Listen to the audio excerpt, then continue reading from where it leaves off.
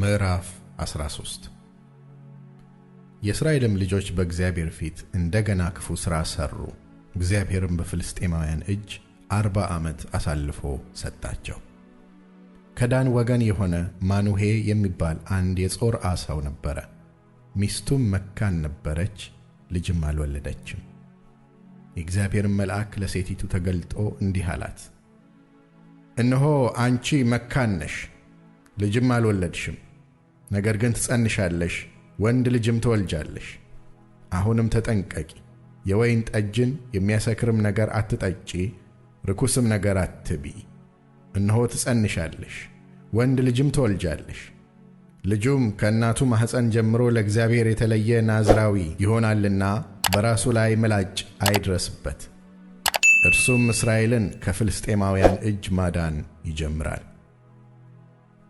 ሴቲቱም ወደ ባሏ መጥታ፣ አንድ የእግዚአብሔር ሰው ወደ እኔ መጣ፣ መልኩም እንደ እግዚአብሔር መልአክ እጅግ የሚያስደነግጥ ነበረ። ከወዴትም እንደመጣ አልጠየቅኩትም፣ እርሱም ስሙን አልነገረኝም።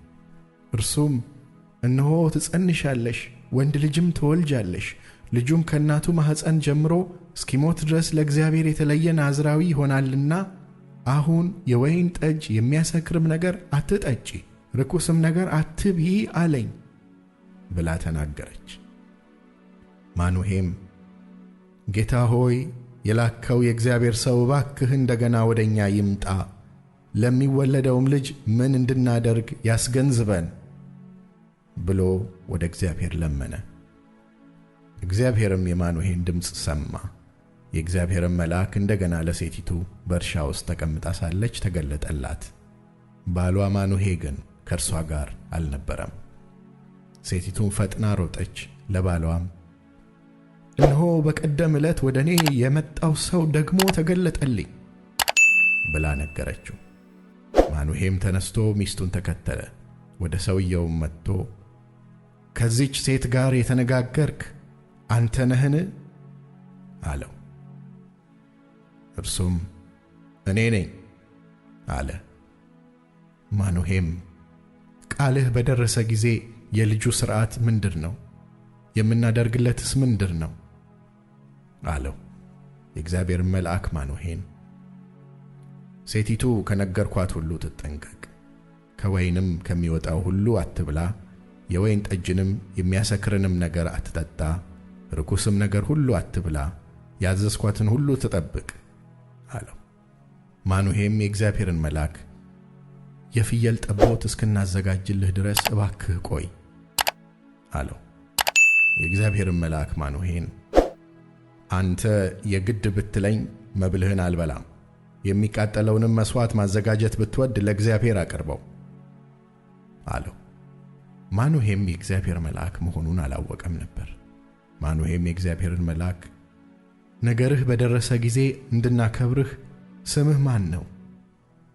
አለው። የእግዚአብሔርን መልአክ ስሜ ድንቅ ነውና ለምን ትጠይቃለህ?